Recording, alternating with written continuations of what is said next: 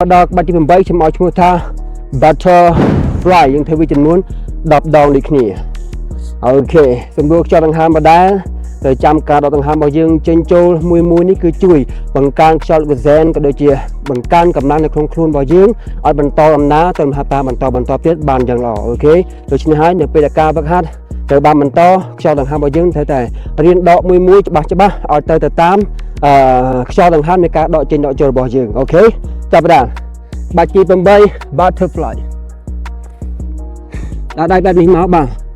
រក្សាទម្រង់ឲ្យដូចជាស្វៀងភុងដែរប៉ុន្តែដៃរបស់យើងដាក់បែបនេះចេញពីគ្នាបន្តិចបាទតបមកវាការបើកចេញបាទ butterfly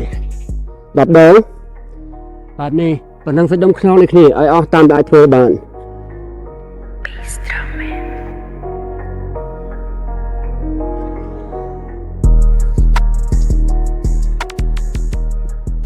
ពេលបើកទប់ដង្ហើមបកទៅវិញខ្ញុំដង្ហើមចេញ5ចុងក្រោយ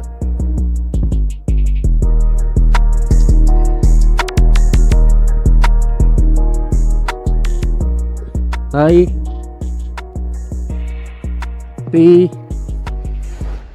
1ចុងក្រោយ1ចុងក្រោយអូខេ alright ពេលនេះខ្នងរបស់ខ្ញុំចាប់ផ្ដើម